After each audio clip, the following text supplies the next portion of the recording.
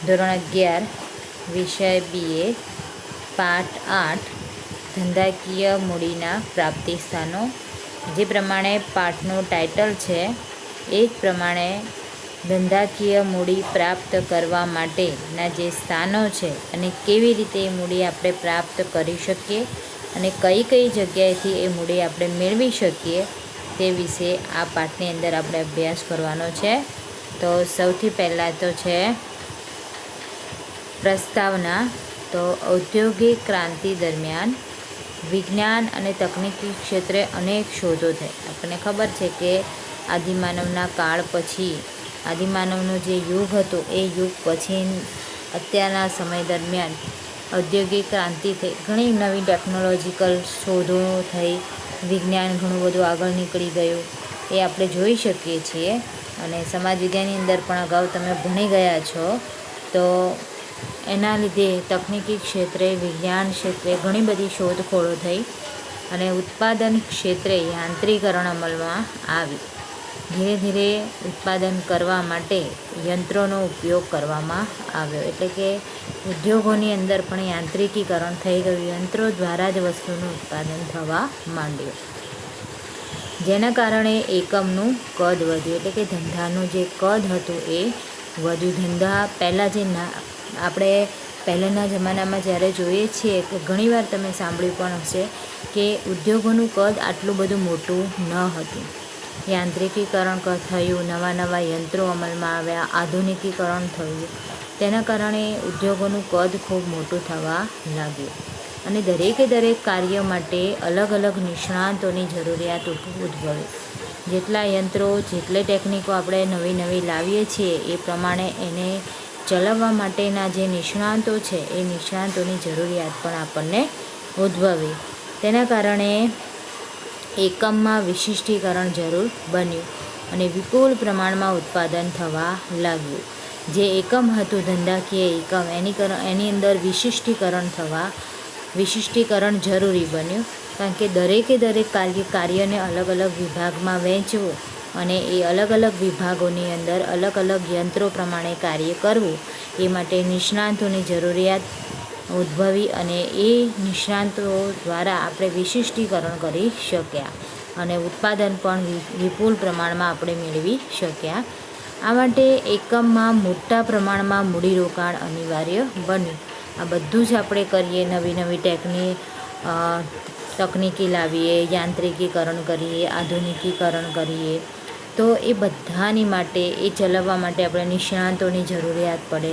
તો એ બધા માટે આપણે શું કરવું પડે? મૂડીરોકાણ કરવું પડે। બધા માટે મૂડી જરૂરી બને। કોઈ એક વ્યક્તિ કે એક જૂથ હોય તો એ મૂડીરોકાણ કરવાનું, આટલું બધું મૂડીરોકાણ કરવાનું, એને જોખમ લેવાનું અશક્ય છે। પરિણામે ધંધાકીય વ્યવસ્થાનું કંપની સ્વરૂપ અસ્તિત્વમાં આવ્યું। એટલે કે આપણે આગળ જોઈ ગયા હતા કે વ્યક્તિગત માલિકી અને ભાગીદારી માલિકી એ બધી જે ધંધાકીય એકમો છે એની અંદર આટલું મોટા પ્રમાણમાં મૂડીરોકાણ કરવું અશક્ય હતું, જેના કારણે ધંધાકીય વ્યવસ્થાનું એક નવું સ્વરૂપ અસ્તિત્વમાં આવ્યું, જેને આપણે કંપની સ્વરૂપ કહીએ છીએ, કે જેની અંદર નાણાંના વિવિધ પ્રાપ્તિ સ્થાનો અસ્તિત્વમાં આવ્યા છે। આ પ્રાપ્તિ સ્થાનો કયા કયા છે તો એ આપણે જોઈએ। તો સૌથી પહેલાં છે ધંધાકીય મૂડીનો ખ્યાલ। તો નામાની દ્રષ્ટિએ મૂડી શબ્દ મર્યાદિત અર્થમાં વપરાય છે, જેમાં મૂડી એટલે ધંધાના માલિકોએ ધંધામાં રોકેલ રોકડ, માલ કે મિલકતને મૂડી તરીકે ઓળખવામાં આવે છે। પરંતુ વાણિજ્યમાં એટલે કે BAની અંદર મૂડી શબ્દ એ વ્યાપક અર્થમાં વપરાય છે। ધ્યાન રાખજો કે નામાની દ્રષ્ટિએ મૂડી શબ્દ મર્યાદિત અર્થમાં વપરાય છે, જેની અંદર મૂડી એટલે શું? તમે એકાઉન્ટમાં ભણી ગયા છો કે મૂડી એટલે ધંધાના માલિકોએ ધંધામાં રોકેલ રોકડ, માલ કે મિલકતને મૂડી તરીકે ઓળખવામાં આવે છે। પરંતુ વાણિજ્યમાં મૂડી શબ્દ એ વ્યાપક અર્થમાં વપરાય છે। આપણે ખૂબ જ વ્યાપક અર્થમાં તેનો અર્થ છે। તો ધંધાના માલિકે ધંધામાં પોતે રોકેલી રકમ ઉપરાંત વિવિધ પ્રાપ્તિ સ્થાનોમાંથી ઉછીને લીધેલી રકમનો પણ મૂડીમાં સમાવેશ થાય છે. એટલે કે ધંધામાં પોતે જે રકમ રોકે છે એ અને એ ઉપરાંત પણ એ વિવિધ જગ્યાએથી જે ઉછીની મૂડી લાવે છે એ તમામે તમામ મૂડીનો સમાવેશ થાય છે. આમ વ્યાપક અર્થમાં મૂડી એટલે શું? તો મૂડી એટલે ધંધાની નાણાકીય જરૂરિયાતો સંતોષવા માટે ઊભું કરવામાં આવેલું ભંડોળ. તમને એક વાક્યના પ્રશ્નની અંદર પણ પૂછાઈ શકે કે વ્યાપક અર્થમાં મૂડી એટલે શું? તો આપણે એમ લખવાનું છે કે વ્યાપક અર્થમાં મૂડી એટલે ધંધાની નાણાકીય જરૂરિયાતો સંતોષવા માટે ઊભું કરવામાં આવેલું ભંડોળ. હવે આગળ જોઈએ કે ધંધાકીય મૂડીની જરૂરિયાતો. તો ધંધાકીય મૂડીની જરૂરિયાતો શેના માટે ઉદ્ભવી? બરાબર. તો ધંધાકીય એકમની દરેક પ્રવૃત્તિઓને અસરકારક રીતે પાર પાડવા માટે મૂડી અત્યંત જરૂરી છે. મૂડી વગર ધંધો ચાલી શકે નહીં. તો મૂડીની જરૂરિયાત નક્કી કરવા કેટલાક પરિબળો છે જે આપણે નીચે મુજબ છે. પહેલું છે તો ધંધાની સ્થાપના માટે. તો ધંધાકીય એકમની સ્થાપના માટે કરવા પડતા વિવિધ ખર્ચાઓ, જેમાં એકમની પ્રાથમિક અને ઘનિષ્ઠ તપાસ માટે, નોંધણીનું પ્રમાણપત્ર જેવા દસ્તાવેજો તૈયાર કરવા માટે.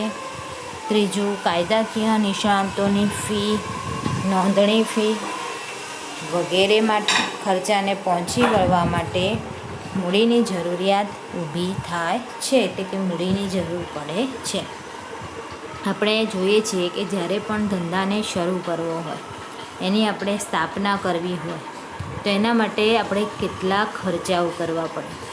જેમ કે એકમની આપણે પ્રાથમિક કે ઘનિષ્ઠ તપાસ માટે. હવે મને એમ વિચાર આવે છે કે મારે ધંધો શરૂ કરવો છે, કોઈ પણ ધંધાની સ્થાપના કરવી છે, તો એ મારો જે વિચાર છે એને અમલમાં મૂકવા માટે હું શું કરીશ?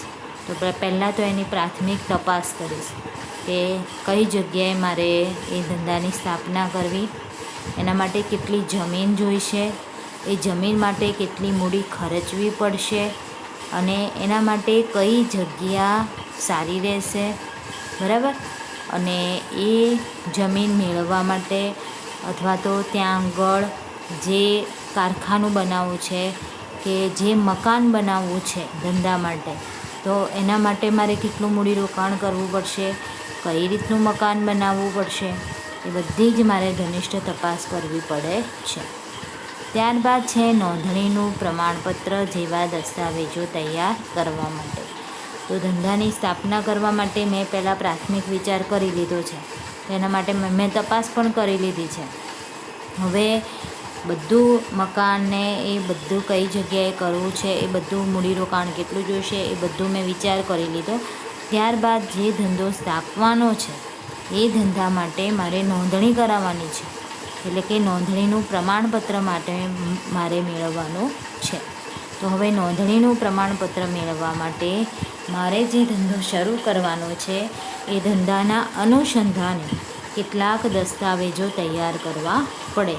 જેની અંદર આપણે અગાઉ પણ વાત કરી હતી કે આવેદનપત્ર છે, નિયમનપત્ર છે, એ બધા દસ્તાવેજો તૈયાર કરવા પડે કે જેની અંદર ધંધાની તમામે તમામ જે માહિતી છે એ માહિતી અંદર દર્શાવવી પડે છે. અને ત્યારબાદ એ નોંધણીનું પ્રમાણપત્ર તૈયાર થાય છે. આ બધા દસ્તાવેજો તૈયાર થાય ત્યારબાદ એ દસ્તાવેજોને કંપની રજિસ્ટ્રાર સમક્ષ આપણે નોંધાવવા પડે છે અને કંપની રજિસ્ટ્રાર તેમાં ચકાસણી કરી અને આપણને નોંધણીનું પ્રમાણપત્ર આપે છે.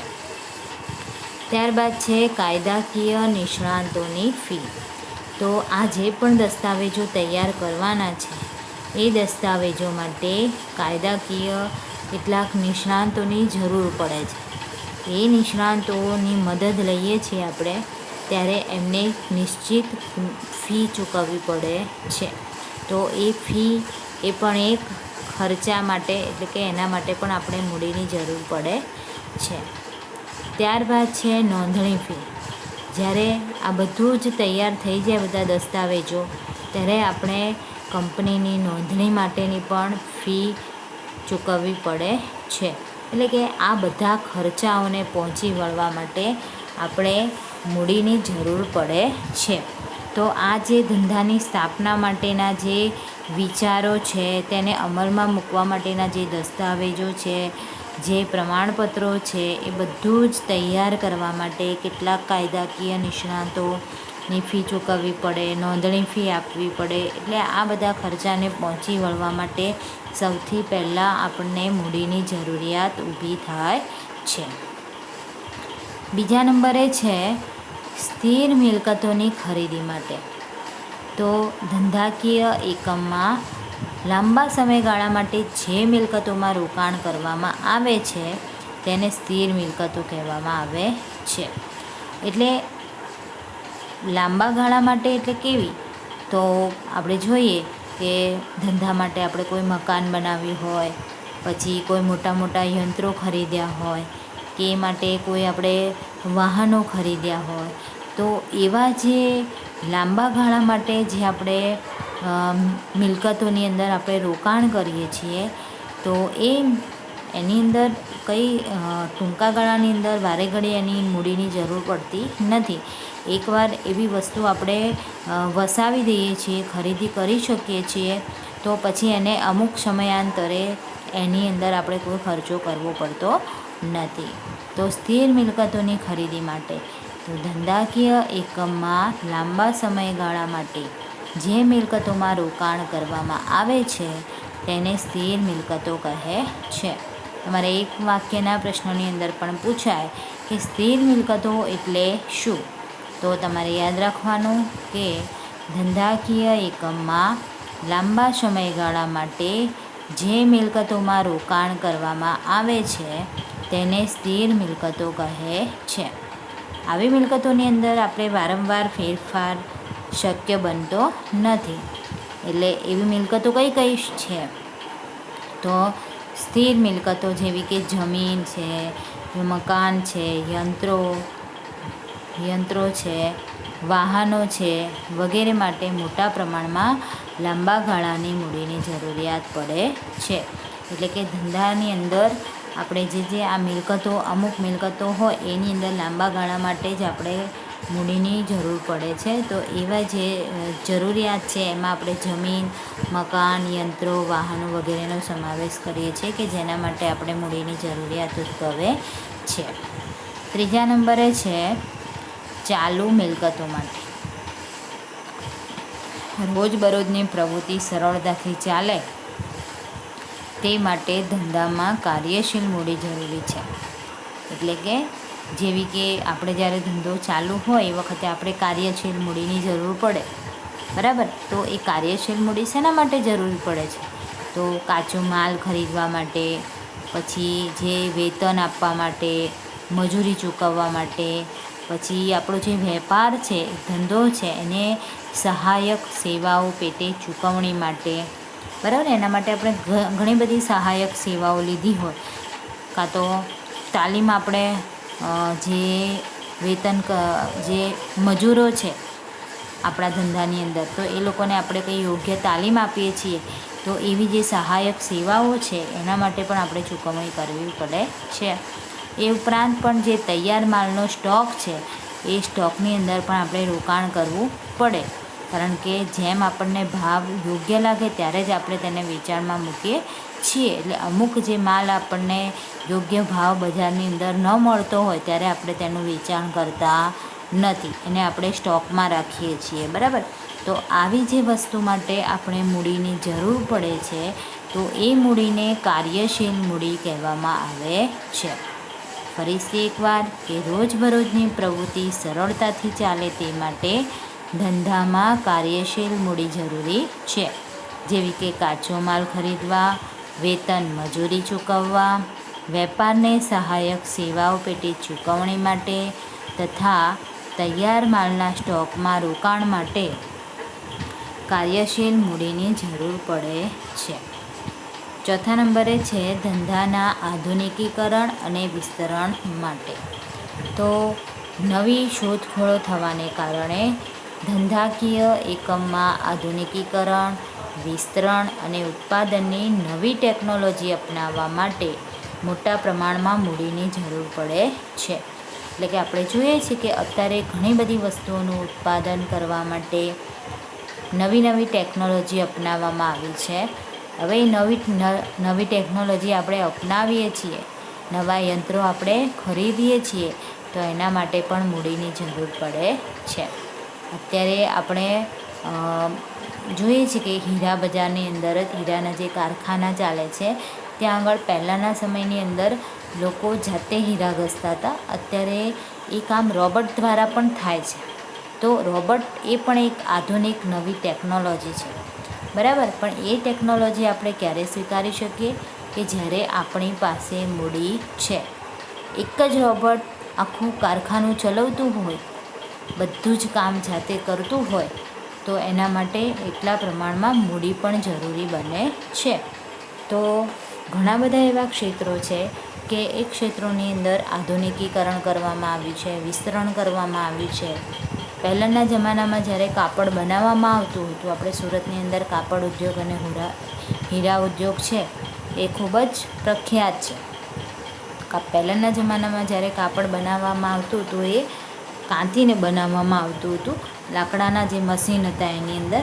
પણ અત્યારે આપણે જોઈએ છે તો યંત્રો દ્વારા અત્યારે ઘણા બધા યંત્રો રેગ્યુલર પણ આપણે જોઈએ છે, અને એના સિવાય પણ બીજા ઘણા એવા મોટા યંત્રો પણ હવે આવી રહ્યા છે કે જેની અંદર જે આ સાદા મશીનોની અંદર જે કાપડ બનાવવામાં આવે છે એના કરતાં 10 ગણું ત્યાં આગળ ઉત્પાદન થાય છે.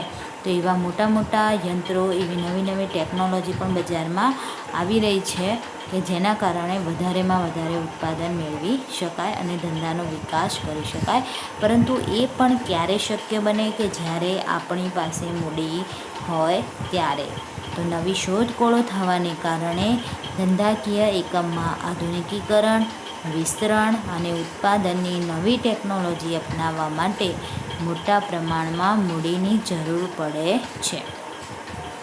5મા નંબરે છે આકસ્મિક જરૂરિયાત માટે.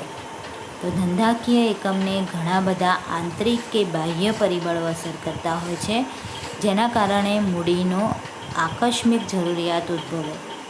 એવા કેટલાક સંજોગો ઊભા થાય કે જેની અંદર મૂડીની આકસ્મિક જરૂરિયાત ઉદ્ભવે, જેવા કે કર્મચારીઓની હડતાલ પડે, સરકારી નીતિની અંદર અણધાર્યા ફેરફારો આવે, વેપાર ચક્ર બદલાય, કુદરતી આપત્તિઓ આવે. આવા જે પરિબળો છે એનો સામનો કરવા માટે આકસ્મિક મૂડીની જરૂરિયાત ઊભી થાય છે. અત્યારે આપણે તાજું જ જોઈએ છે કે જ્યારથી કોરોના આવ્યો ગયા માર્ચ મહિનાથી, ત્યારથી ઘણા બધા જે ઉદ્યોગ ધંધા હતા એ સમયની અંદર બંધ રહ્યા હતા, બરાબર. તો આવી જ્યારે કુદરતી આપત્તિઓ આવે તો એની અંદર ટકી રહેવા માટે જે પોતાના જે ધંધાની અંદર જે રોકાયેલા માણસો છે, જે કર્મચારીઓ છે, એ લોકોને વેતન પૂરું પાડવું પડે ને અન્ય ખર્ચા પણ પૂરા કરવા પડે. તેના માટે આ આકસ્મિક જરૂરિયાત માટે પણ મૂડીની જરૂરિયાત રહે છે. કર્મચારીઓ ઘણીવાર હડતાલ પર ઉતરી જાય, તેમની માંગો સંતોષવામાં ન આવે, બરાબર. તો એવા સંજોગોની અંદર પણ આપણે આકસ્મિક મૂડીની જરૂરિયાત ઊભી થાય છે. અથવા તો ઘણીવાર સરકાર પોતાની જે નીતિ છે એની અંદર અણધાર્યા ફેરફાર કરે, તો એવી પરિસ્થિતિની અંદર પણ વધુ મૂડીની જરૂરિયાત ઊભી થાય છે. તો ધંધાકીય મૂડીની જરૂરિયાત આપણને ક્યારે મૂડીની જરૂરિયાત ઉદ્ભવે છે. તો આ 5 પરિબળો છે કે જેની અંદર ધંધા માટે આપણને મૂડીની જરૂરિયાત ઉદ્ભવે છે. ફરીથી એકવાર જોઈ લઈએ કે ધંધાકીય મૂડીનો ખ્યાલ. તો નામાની દૃષ્ટિએ મૂડી શબ્દ એ મર્યાદિત અર્થમાં વપરાય છે, જેમાં મૂડી એટલે શું? તો ધંધાના માલિકોએ ધંધામાં રોકડ માલ કે મિલકતને માત્ર મૂડી તરીકે ઓળખવામાં આવે છે. પરંતુ આપણે વાણિજ્યની અંદર તેનો મૂડીનો વ્યાપક અર્થ છે કે ધંધાના માલિકે ધંધામાં પોતે રોકેલી રકમ ઉપરાંત વિવિધ પ્રાપ્તિ સ્થાનોમાંથી ઉછીની લીધેલી રકમનો પણ મૂડીની અંદર સમાવેશ થાય છે. આમ વ્યાપક અર્થની અંદર મૂડી એટલે શું? તો મૂડી એટલે ધંધાની નાણાકીય જરૂરિયાતો સંતોષવા માટે ઊભું કરવામાં આવેલું ભંડોળ, જેને આપણે મૂડી તરીકે ઓળખીએ છીએ. હવે મૂડી એટલે શું? ધંધાની નાણાકીય જરૂરિયાતો સંતોષવા માટે. તો ધંધાની અંદર નાણાકીય જરૂરિયાતો ક્યારે ક્યારે ઉદ્ભવે છે? તો એ આપણે જોયું કે ધંધાની અંદર દરેક પ્રવૃત્તિઓને અસરકારક રીતે પાર પાડવું હોય તો એ માટે આપણે મૂડીની જરૂર પડે. સૌથી પહેલું છે ધંધાની સ્થાપના માટે, કે જ્યારે પણ આપણે ધંધો શરૂ કરવો છે, એ એકમની સ્થાપના કરવી છે, તો એ માટે વિવિધ ખર્ચાઓ હોય. તો એ ખર્ચાઓ માટે આપણે પ્રાથમિક અને ઘનિષ્ઠ તપાસ માટે આપણે જે જગ્યાએ કઈ જગ્યાએ ધંધાની સ્થાપના કરવી છે, તેના માટે કેટલી જમીન જોઈશે, કઈ જગ્યાએ યોગ્ય રહેશે, એ બધી આપણે ઘનિષ્ઠ તપાસ કરીએ છીએ. ત્યાં આગળ કેટલી કિંમત રહેશે અને આપણે ત્યાં મિલકત મકાન બનાવવા માટે ધંધા માટે જે જમીન લીધી છે એ અને જમીન પર બાંધકામ કરવા માટે કેટલી મૂડીની જરૂર રહેશે, એ બધી આપણે ઘનિષ્ઠ તપાસ કરીએ છીએ. ત્યારબાદ કંપનીની અંદર નોંધણીનું પ્રમાણપત્ર મેળવવા માટે કેટલાક દસ્તાવેજો પણ તૈયાર કરવામાં આવે છે. તો આ જે દસ્તાવેજો છે, દસ્તાવેજો તૈયાર કરવા માટે આપણે કેટલીક કાયદાકીય નિષ્ણાતોને ફી પણ ચૂકવવી પડે છે. કે ત્યારબાદ દસ્તાવેજો તૈયાર થઈ ગયા બાદ તેને નોંધણીની ફી પણ આપણે ચૂકવવી પડે છે. તો આ બધા જે ખર્ચાઓ છે, એ ખર્ચાને પહોંચી વળવા માટે આપણને મૂડીની જરૂર પડે છે. અને જે નોંધણીનું પ્રમાણપત્ર હોય છે, એ દસ્તાવેજોની અંદર મુખ્ય બાબતો કઈ હોય છે? તો એક આવેદનપત્ર અને નિયમનપત્ર, એ બંને દસ્તાવેજો તૈયાર કરવા પડે છે. ત્યારબાદ બીજા નંબરે છે કે સ્થિર મિલકતોની ખરીદી માટે. તો ધંધાકીય એકમની અંદર લાંબા સમયગાળાની અંદર કેટલીક મિલકતોની અંદર આપણે રોકાણ કરવામાં આવે છે, તો તેને આપણે સ્થિર મિલકતો કહીએ છીએ. તો આવી જે મિલકતો છે, એની અંદર આપણે વારંવાર ફેરફાર કરી શકતા નથી. તો એવી જે સ્થિર મિલકતો છે, એવી કઈ કઈ મિલકતો છે? તો એમાં જમીન આવે, મકાન આવે, યંત્રો આવે, વાહનો આવે, કે જેના માટે આપણે મોટા પ્રમાણમાં લાંબા ગાળાની મૂડીની જરૂરિયાત પડે છે. કે એકવાર આવી વસ્તુને આપણે મિલકતો ખરીદીએ છીએ તો એની અંદર આપણે વારંવાર ફેરફાર કરી શકતા નથી. તો એના માટે પણ આપણે મૂડીની જરૂરિયાત પડે છે. ત્રીજા નંબરે છે ચાલુ મિલકતો માટે. તો રોજબરોજની પ્રવૃત્તિ સરળતાથી ચાલે તે માટે ધંધામાં કાર્યશીલ મૂડી જરૂરી છે.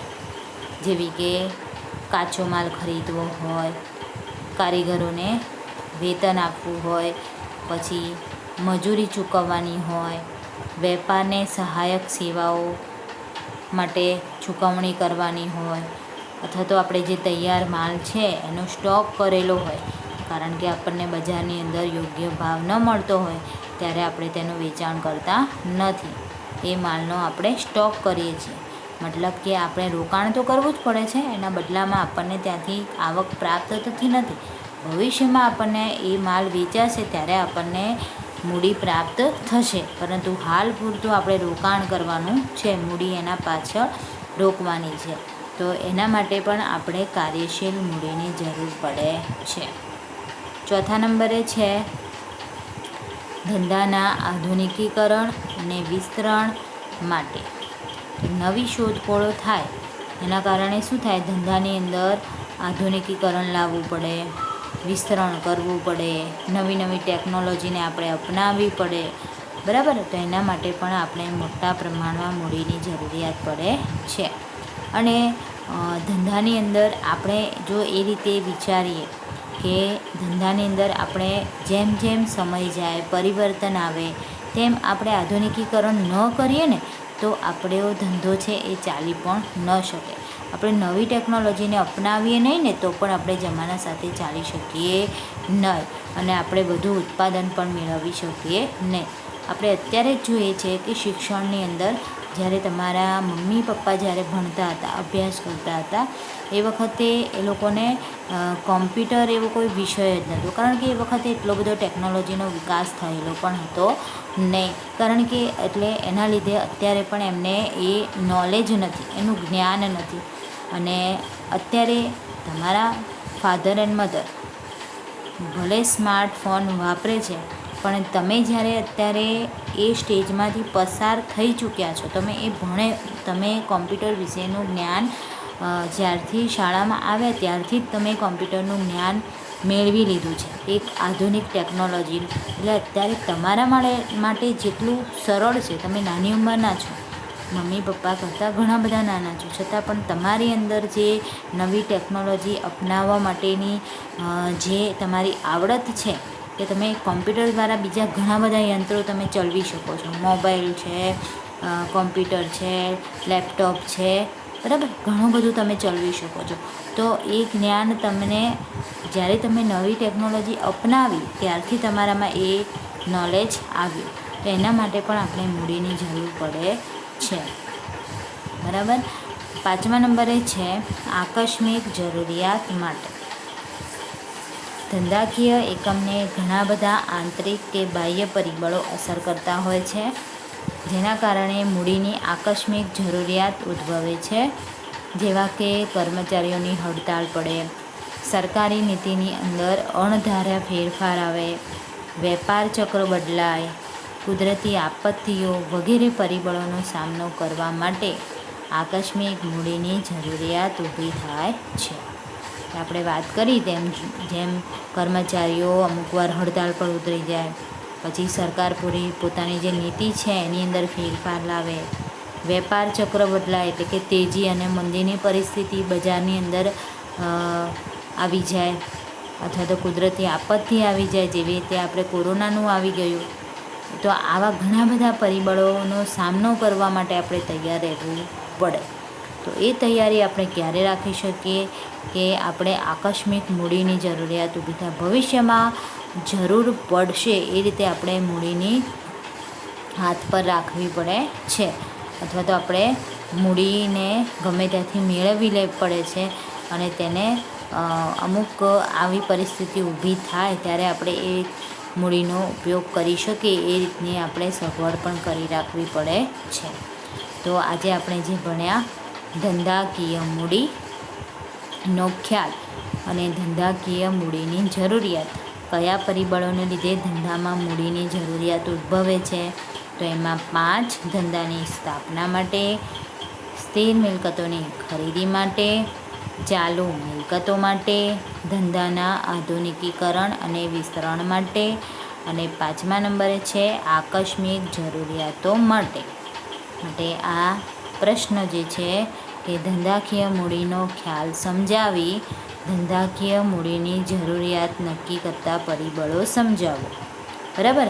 તો આ પ્રશ્ન તમે ખૂબ જ સહેલાઈથી અને સારી રીતે લખી શકશો, કારણ કે જ્યાં અર્થ આવે છે, ખ્યાલ આવે છે, તો ખ્યાલ આપણે 2 રીતે સ્પષ્ટ કરવાનો છે કે નામાની દૃષ્ટિએ તેનો અર્થ કેવો છે, મર્યાદિત અર્થમાં છે, જ્યારે વાણિજ્યની અંદર મૂડી શબ્દનો અર્થ વિશાળ અર્થમાં, વ્યાપક અર્થમાં વપરાય છે. એ વિશેની તમારે સંપૂર્ણ માહિતી સમજૂતી આપવાની છે. ત્યારબાદ ધંધાકીય મૂડીની જરૂરિયાતો. તો ધંધાકીય મૂડીની જરૂરિયાતો શેના કારણે ઉદ્ભવે છે, બરાબર. તો એ સૌથી પહેલાં થોડી માહિતી તમારે 2-3 લીટીમાં સમજાવી અને ત્યારબાદ એક મુદ્દા, એમ આપણે 5 મુદ્દા છે, તો એ 5 મુદ્દાની માહિતી તમારે સરસ રીતે લખવાની છે. માત્ર તમારે મુદ્દા યાદ રાખવાના છે. અંદરની માહિતી તમને જે રીતે સમજૂતી આપી છે એ પ્રમાણે તમે સરળ સમજૂતી તમે લખી શકશો, બરાબર. તો તમારે શું કરવાનું છે, મુદ્દાને માઇન્ડમાં રાખવાના છે. જો મુદ્દા તમને મગજમાં રહેશે તો અંદરની સમજૂતી તમે જાતે સમજીને લખી શકશો, અને જેટલું સમજીને લખશો તેટલું તમે તેને વધારે લંબાણથી પણ લખી શકશો, અને પોતાની મૌલિક ભાષામાં તમે બીજા વધારાના ઉદાહરણ પણ તેમાં લખી શકો છો, બરાબર. એટલે પ્રશ્નને આકર્ષક કેવી રીતે બનાવો એ તમારા પર ડિપેન્ડ છે, બરાબર. તો આ પ્રશ્ન ધંધાકીય મૂડીનો ખ્યાલ સમજાવી ધંધાકીય મૂડીની જરૂરિયાતો નક્કી કરતા પરિબળો સમજાવો. તો આ પ્રશ્નની જે માહિતી તમને મેળવી એ તમારે સારી રીતે પ્રશ્નને મોઢે કરવાનો છે. હવે આવતા વિડીયોની અંદર આપણે આગળ અભ્યાસ કરીશું.